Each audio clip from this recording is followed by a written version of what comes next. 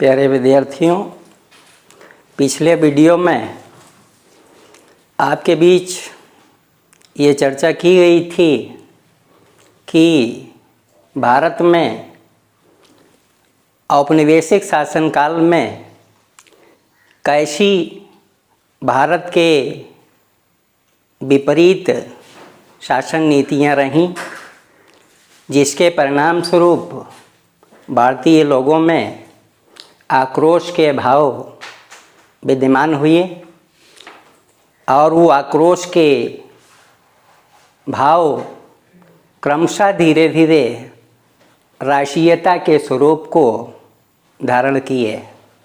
उसी संदर्भ में विद्यार्थियों, आज मैं उसके आगे का भाग लेकर के प्रस्तुत हूँ। विद्यार्थियों, महात्मा गांधी जी के नेतृत्व में देश की स्वतंत्रता प्राप्ति के लिए अनेकों आंदोलन चलाए गए। उन्हीं का आज आपके सामने मैं विवरण रखता हूँ। विद्यार्थियों, इंग्लैंड से वकालत की शिक्षा प्राप्त करने के बाद गांधी जी भारत आए। इसके बाद में दक्षिण अफ्रीका में किसी मुकदमे की सुनवाई के लिए उन्हें जाना पड़ा। वहाँ पर उन्होंने अंग्रेजी शासन की नीतियों के कहर को देखा। वहाँ पर अंग्रेजी शासन व्यवस्था के द्वारा वहाँ के स्थानीय लोगों के साथ काले गोरे का भेदभाव किया जाता था, यानी रंग भेद की नीति प्रचलित थी। उस नीति के विरोध के लिए वहाँ पर उन्होंने एक सत्याग्रह आंदोलन के माध्यम से वहाँ की अंग्रेजी शासन की नीतियों को दबाने में सफल हुए। इसके बाद 1915 में जब वापसी भारत में उनकी हुई तो यहाँ पर भी अंग्रेजी शासन की शोषणकारी नीतियों को समाप्त करने के लिए उनके द्वारा सत्याग्रह का विचार आया कि सत्याग्रह के माध्यम से हम भारतीयों में एकता की स्थापना करेंगे, उन्हें एकजुट करेंगे और अंग्रेजी शासन के खिलाफ लड़ाई लड़ेंगे और इन्हें देश से बाहर निकालने में सफलता अर्जित करेंगे। ऐसा समझ करके भारत में भी गांधी जी के द्वारा सत्याग्रह आंदोलन चलाने का एक प्रयास किया जाता है। विद्यार्थियों, सत्याग्रह क्या है, इसका आप अर्थ समझ लें तो सत्याग्रह का शाब्दिक अर्थ सत्य के प्रति आग्रह है।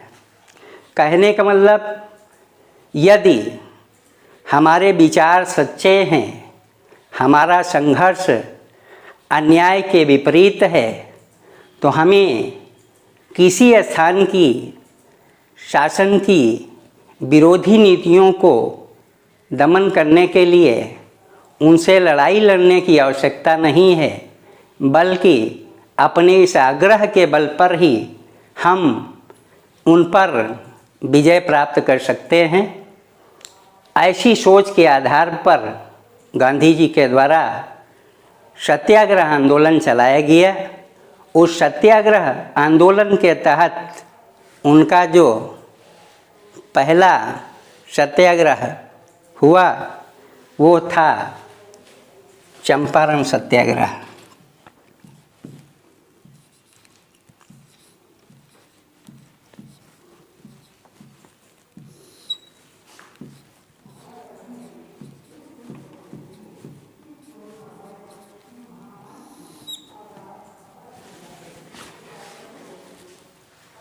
चंपारण में कैसी स्थितियां मौजूद थीं, उनका पहले आप जानकारी प्राप्त कर लें। विद्यार्थियों, अंग्रेजी शासन के द्वारा चंपारण में जो किसान थे उन किसानों की एक 3 कठिया प्रणाली वहाँ पर प्रचलित थी, जिसमें उनकी कुल ज़मीन के 3/20 भाग पर अंग्रेजी सरकार के लिए नील की खेती करनी पड़ती थी और उस नील का उपयोग अंग्रेज अपने इंग्लैंड में संचालित जो सूती वस्त्र के कारखाने थे उन कारखानों में सूत की रंगाई के लिए उसका उपयोग किया जाता था। तो विद्यार्थियों, ये 3 कठिया प्रणाली जो प्रचलित थी चंपारण में, जिसके तहत किसानों का शोषण किया जाता था, उपज का मूल्य अंग्रेजी शासन के हिसाब से ही तय होता था और सरकार को वो उत्पादन बेचना पड़ता था, जिससे किसान वहाँ का पीड़ित था। गांधी जी जब भारत में वापसी किए तो ये जानकारी उनको प्राप्त हुई। परिणाम स्वरूप उनके द्वारा एक JB कृपलानी जी थे, राजेंद्र प्रसाद डॉक्टर जी थे जो भारत के राष्ट्रपति पहले हुए, इसी प्रकार से महादेव देसाई जी थे, नरहर पारिख जी थे। इन लोगों के साथ चंपारण जाने की ये योजना बनाते हैं। जब ये मुजफ्फरपुर पहुँचते हैं बिहार के, तो वहाँ पर एक कमिश्नर था जिसका नाम LF मोर्सहेड था। वो इन सत्याग्रहियों को बिहार में प्रवेश के लिए रोक देता है, किंतु गांधी जी के द्वारा स्पष्ट शब्दों में कह दिया जाता है कि हम चंपारण में प्रवेश के प्रतिबंध को नहीं मानेंगे, यहाँ पर हम आएंगे, किसानों की समस्या सुनेंगे। अपने इस योजना के आधार पर गांधी जी चंपारण पहुँचते हैं, किसानों को तैयार करते हैं, अंग्रेजी सरकार के खिलाफ लड़ाई लड़ते हैं और उसमें गांधी जी को पहली सफलता अर्जित होती है। तो विद्यार्थियों, ये था चंपारण, वहाँ के किसानों के खिलाफ चलाया जाने वाला पहला संघर्ष।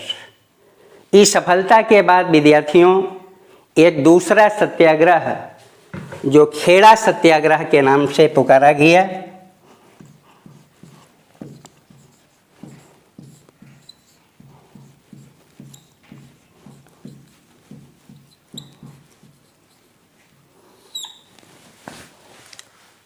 इसे संचालित किया गांधी जी ने। खेड़ा में क्या समस्या थी उसको जानने विद्यार्थी। खेड़ा गुजरात का एक क्षेत्र था जहाँ पर 1917-18 में काफ़ी बारिश हुई और उस बारिश के तहत वहाँ की जो खरीफ की फसल थी वो बर्बाद हो गई।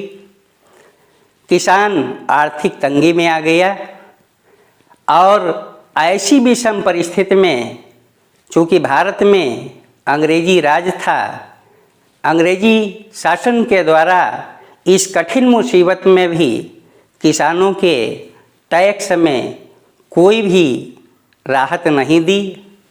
किसान लगान चुकाने की स्थिति में नहीं था, ज़बरदस्ती उसे टैक्स देने के लिए बाध्य किया गया, जिसके परिणाम स्वरूप गांधी जी के द्वारा जब ये जानकारी प्राप्त की गई तो वो खेड़ा में किसानों के साथ आते हैं, उनके लिए संघर्ष करते हैं और सरकार को टैक्स अदायगी न करने के लिए कहते हैं। तो इस प्रकार से जन जागरण होता है। किसानों की समस्या को ध्यान में रख कर के अंग्रेजी शासन की खिलाफत करी जाती है और अंत में फिर जब गांधी जी को कहीं से जानकारी प्राप्त हो जाती है कि अंग्रेजी सरकार केवल उन लोगों के लिए ही राजस्व वसूली का नियम लागू की है जो लगान देने में समर्थ हैं, ऐसी जानकारी के बाद गांधी जी के द्वारा ये खेड़ा सत्याग्रह समाप्त कर दिया जाता है। इसके बाद विद्यार्थियों एक और सत्याग्रह हुआ, उससे भी आप परिचित हो लें। वो था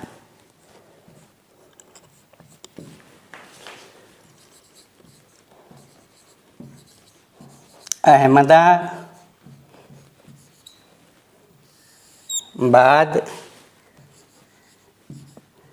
के मिल मजदूरों के लिए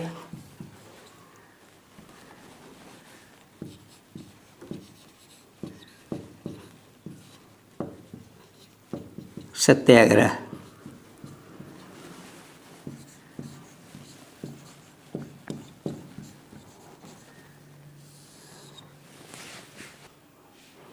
विद्यार्थियों, अहमदाबाद में अंग्रेजी हुकूमत की अनेकों मिलें संचालित थीं। इन मिलों में भारत का तमाम श्रमिक कार्य करता था।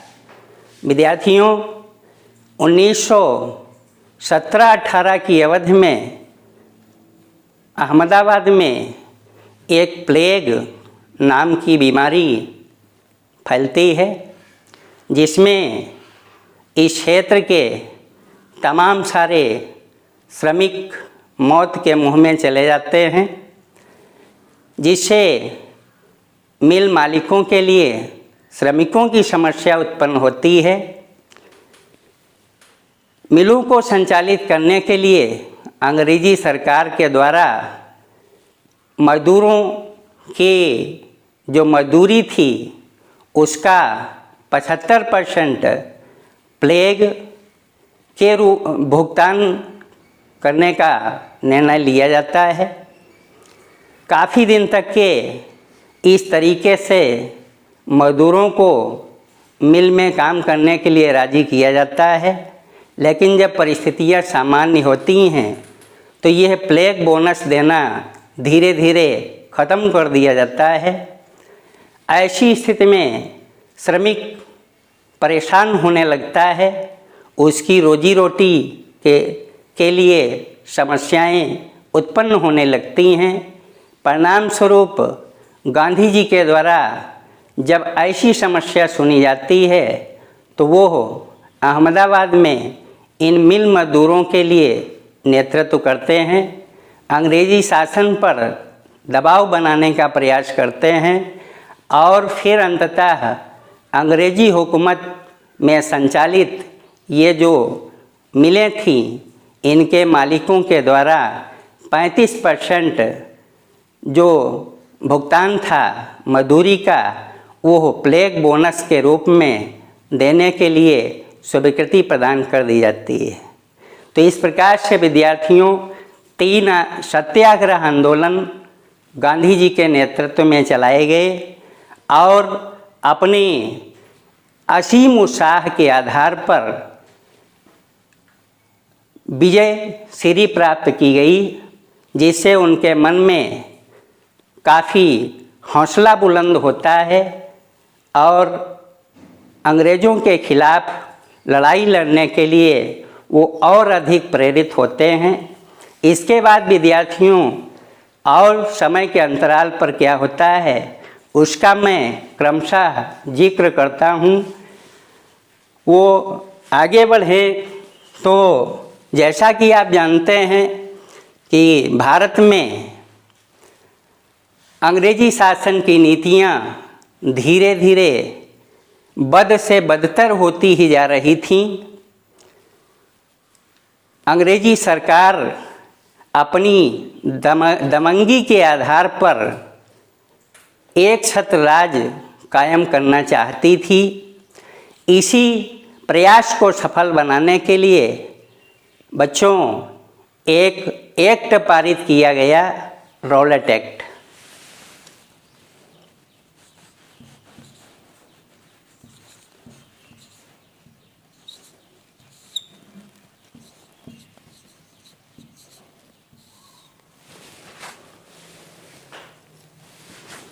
क्या था ये रॉलेट एक्ट, इसके विषय में जानकारी कर लें।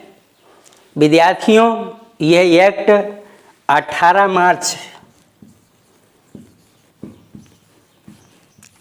1919 को पारित हुआ। यह एक्ट क्या था? इस एक्ट के तहत अंग्रेजी सरकार ने ऐसी प्लानिंग बनाई कि भारत में ऐसे लोग जो अंग्रेजी सरकार की खिलाफत करते हैं, उसका किसी भी प्रकार का नुकसान करते हैं, तो अंग्रेजी सरकार इस अधिनियम के तहत उन पर बिना किसी मुकदमा चलाए उन्हें 2 साल के लिए कारावास की सज़ा दे सकती है। तो विद्यार्थियों, इस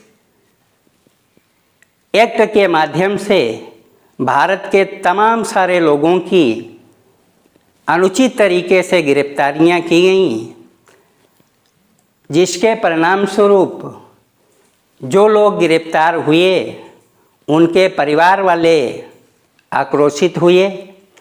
इसी जेल भरने के आंदोलन के तहत पंजाब प्रांत में 2 प्रसिद्ध नेता थे।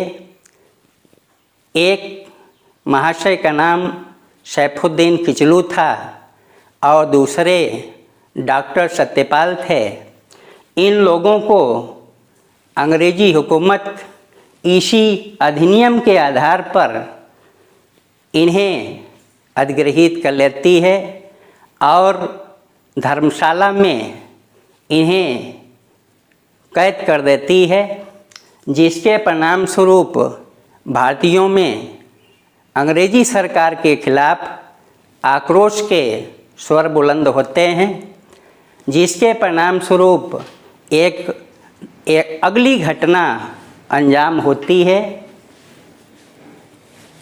और वो घटना थी जलियांवाला बाग हत्याकांड।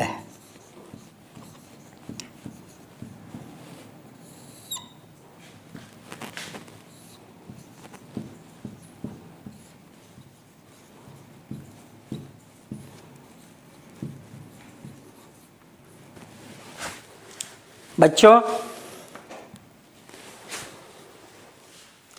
जलियांवाला बाग हत्याकांड क्या था, इसकी जानकारी आप लें।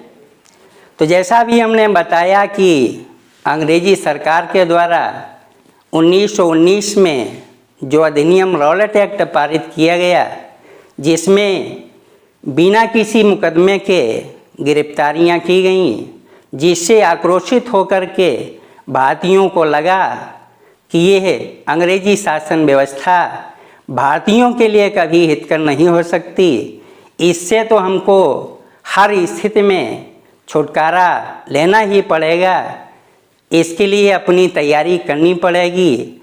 तो ऐसे तमाम विचारों को लेकर के एक सभा का आयोजन किया गया पंजाब प्रांत के अमृतसर में, और उस दिन विद्यार्थियों 13 अप्रैल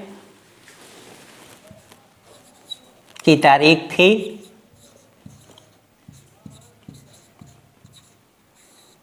बैसाखी का दिन था। वो स्थान जिसे जलियांवाला बाग कहा गया, वो अमृतसर के एक बाहरी क्षेत्र में एक 4 दीवारी से घिरा हुआ मैदान था। बैसाखी का मेला था। तमाम लोग उस मेले में शिरकत करने गए हुए थे। करीब जो इतिहासकार बताते हैं उसके हिसाब से 20,000 की संख्या वहाँ पर उपस्थित हुई थी। उसी में तमाम भारतीय लोगों के द्वारा एक जनसभा का आयोजन किया गया और उस जनसभा को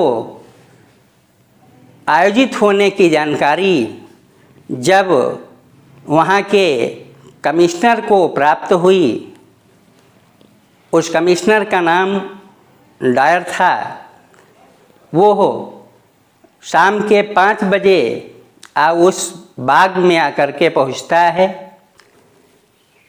उस बाग में उपस्थित भारतीयों को वो निर्देश देते हुए कहता है कि 3 मिनट के अंदर इस बाग को खाली कर दिया जाए, नहीं तो अंजाम बुरे होंगे। विद्यार्थियों, जैसा कि अभी हमने बताया कि वो जो ग्राउंड था वो एक 4 दीवारी से घिरा हुआ था, जिसमें निकलने के लिए बहुत सकरे से 2 द्वार थे। 20,000 की संख्या 3 मिनट के अंदर निकल पाना तो कतई संभव नहीं थी और उस डायर के द्वारा बेमुरौती दिखाते हुए 3 मिनट के तुरंत बाद उस निहत्थी जनता पर गोलियां चलवाई गईं, जिसके परिणाम स्वरूप भगदड़ मची। तमाम लोग गोलियों के शिकार हुए, मौत को प्राप्त हुए। इतिहासकारों की जानकारी के मुताबिक 10 मिनट में 1650 राउंड गोलियां दागी गईं, जिसके परिणाम स्वरूप जो सरकारी रिपोर्ट है उसके आधार पर 379 लोगों की मौत हुई। लेकिन इतनी राउंड गोलियों में इतने लोग ही मौत के गाल में गए, यह तो सुनने में विचित्र लगता है। भारतीय राष्ट्रीय कांग्रेस के जो आंकड़े थे उसके आधार पर अनुमान लगाया गया कि करीब 1000 की संख्या में लोग मौत के शिकार हुए और 3000 की संख्या में लोग घायल हुए। विद्यार्थियों, उस ग्राउंड में एक कुआं था। जब भगदड़ मची तो तमाम सारे लोग उस कुएं में भी गिर गए, मौत को प्राप्त हो गए। तो इस तरीके से ये जलियांवाला बाग कांड हुआ। एक अमानवीय कृत्य था डायर का। इस घटना से भारतीयों में आक्रोश के स्वर उत्पन्न होते हैं। इसके बाद में एक खास बात और कि यह घटना तो आपके अमानवता का स्वरूप थी ही, इसके पश्चात में इस घटना की जांच के लिए एक हंटर कमेटी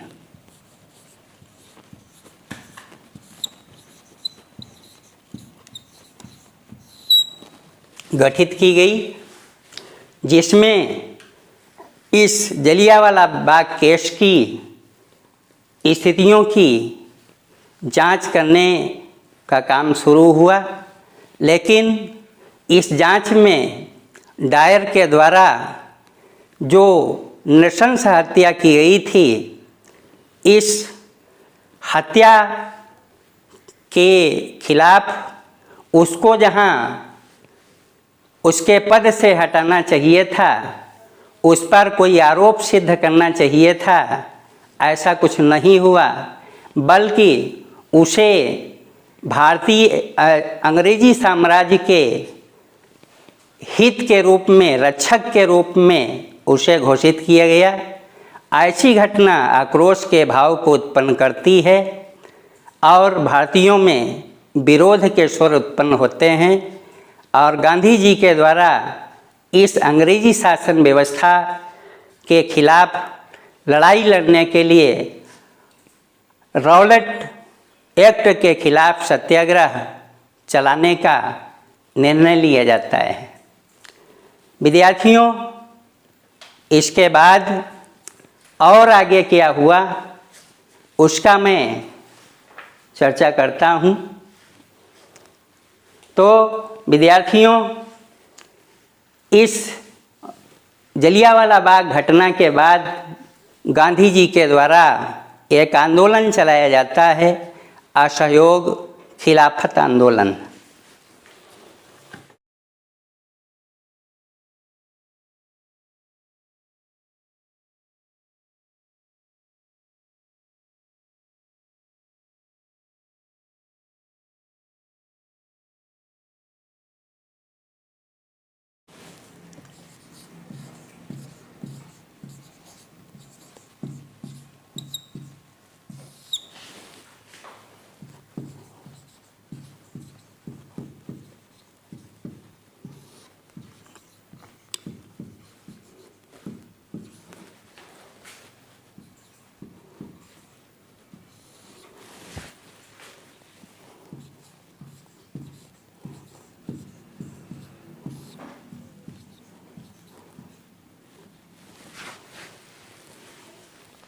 तो विद्यार्थियों, ये है असहयोग खिलाफत आंदोलन जनवरी 1921 में स्टार्ट किया गया। यह असहयोग ही आंदोलन क्यों चलाया गया, उसके संदर्भ में गांधी जी के द्वारा एक हिंद स्वराज पुस्तक लिखी गई 1909 में, और उसमें इन्होंने भारतीयों से ये कहा कि भारत में अंग्रेजी शासन भारतीयों के सहयोग से ही संचालित है। यदि भारतीय अंग्रेजी सरकार का सहयोग देना बंद कर दें तो यह विदेशी शासन 1 साल भी नहीं लगेगा और ढह जाएगा। तो ऐसा मान करके ये असहयोग आंदोलन चलाने की योजना बनाई गई। आगे आप खिलाफत साथ में देख रहे हैं। तो विद्यार्थियों, अंग्रेजी सरकार से विरोध करने के लिए गांधी जी का विचार था कि भारत के सभी लोग एक साथ यूनाइट होकर के यदि अंग्रेजी सरकार का विरोध करें तो इन पर आसानी से विजय प्राप्त की जा सकती है, इन्हें दबाव में लाया जा सकता है। इसी योजना के तहत यहाँ के मुस्लिम संप्रदाय के जो लोग थे उनको साथ में लेने की योजना बनती है। विद्यार्थियों, प्रथम विश्व युद्ध जब चल रहा था तो इस विश्व युद्ध में आपको जानकारी है कि जो टर्की था वो अंग्रेजी राज के विद्रोह में विपरीत में लड़ा था, और इस युद्ध में टर्की समूह पराजित हुआ था। और इस विश्व युद्ध के पश्चात में टर्की का जो खलीफा था उसके अधिकारों को समाप्त किया गया, जिससे भारत के मुस्लिम लोगों में आक्रोश के भाव उत्पन्न होते हैं। गांधी जी को यह भान होता है कि इस समय में परिस्थितियां हमारे अनुकूल हैं, ऐसी स्थिति में बड़ी आसानी से ये अल्पसंख्यक समुदाय हमारी तरफ आकर्षित हो सकता है और इनके सहयोग से हम बड़ी आसानी से अपना काम निकाल सकते हैं। इसी सोच के आधार पर यह असहयोग आंदोलन खिलाफत के साथ में चलाया गया, जिसकी स्वीकृति नागपुर अधिवेशन में हुई थी। इसके बाद विद्यार्थियों, देश के संपूर्ण भाग में अलग अलग क्षेत्रों में अलग अलग तरीके से ये आंदोलन संचालित होता है। सबसे पहले शुरुआत शहरों में होती है मध्यम वर्ग के द्वारा। इस शहरी क्षेत्र में तमाम सारे वकील जो थे वो वकालत करना छोड़ देते हैं। जो विद्यार्थी थे वो इन अंग्रेज़ों के द्वारा स्थापित स्कूलों में पढ़ने से इनकार कर देते हैं। तमाम सारे नौकरी में लगे हुए लोग अपनी नौकरियां छोड़ देते हैं। देश में विदेशी माल का बहिष्कार किया जाता है। अनेक स्थान पर धरने प्रदर्शन होते हैं। ऐसा स्वरूप ये शहरों से चलता है। इसी प्रकार से ग्रामीण क्षेत्र में, अवध प्रांत में भी इस आंदोलन का विकास होता है और इस आंदोलन का नेतृत्व एक फिजी में काम करने वाले गिरमिटिया मजदूर थे बाबा रामचंद्र, उनके द्वारा नेतृत्व प्रदान किया जाता है। इसी तरीके से उधर पठारी क्षेत्र में आदिवासियों के द्वारा भी इस आंदोलन में हिस्सा लिया जाता है, जिसका नेतृत्व अल्लूरी सीताराम राजू के द्वारा किया जाता है। क्या समस्या थी वहाँ पर, थोड़ा सा जिक्र कर लूँ कि वो आदिवासी जो क्षेत्र थे पठार के, वहाँ पर जंगल ही वहाँ के लोगों का सहारा था, लेकिन अंग्रेजी सरकार के नियंत्रण के कारण उन जंगलों में वहाँ के आदिवासी ना तो अपनी ईंधन के लिए लकड़ी ही प्राप्त कर सकते थे, ना पशुओं को ही चरा सकते थे। इस प्रकार से वहाँ जीवन यापन बहुत कठिन था। इन राजू जी के नेतृत्व में वहाँ से आंदोलन चला और अंग्रेजी सरकार की खिलाफत करी गई। इसी प्रकार से असम के जो बागान क्षेत्र थे, वहाँ पर भी अंग्रेजी शासन की शोषणकारी नीतियाँ थीं। लोग दहशत में थे। वहाँ पर एक 1859 में एक्ट पारित हुआ था, इनलैंड इमिग्रेशन एक्ट, जिसके तहत पाबंदी ये थी कि उन बागानों में लोग प्रतिबंधित होकर के काम करना उनको पड़ता था। लेकिन जब ये असहयोग आंदोलन संचालित होता है तो वहाँ के मजदूरों को भी लगता है कि अब हम शायद आज़ाद हो गए हैं। इस प्रकार से वो प्रसन्नचित्त होकर के उन बागानों से अपने घर की ओर प्रस्थान करते हैं, किंतु रेलवे की हड़ताल होने के कारण, स्टीमर संचालन व्यवस्था बंद होने के कारण यह पकड़ लिए जाते हैं और इन पर कड़ाई के रूप में इन पर कोड़े बरसाए जाते हैं। इस तरीके से दबाव बनाने का प्रयास किया जाता है। इसी बीच एक चौरी चौरा घटना होती है 5 फरवरी 1900 को, जिसमें वहाँ मार्केट में अंग्रेजी पुलिस के द्वारा निहत्थे भारतीयों पर गोलियां चलाई जाती हैं, जिससे आक्रोशित होकर के एक पुलिस चौकी थी चौरी चौरा में, उसको फूंक दिया जाता है, जिसमें एक थानेदार सहित 22 सिपाहियों की हत्या हो जाती है। इस घटना से गांधी जी द्रवित होते हैं और परिणाम स्वरूप 10 फरवरी 1922 को यह असहयोग आंदोलन स्थगित कर दिया जाता है। विद्यार्थियों, वीडियो बहुत लंबा होता जा रहा, इसलिए मैं आज यहीं पर अपनी बात समाप्त करता हूँ। अगली चर्चाएं अगले वीडियो में लेकर के उपस्थित होऊंगा। तब तक के लिए बहुत बहुत धन्यवाद।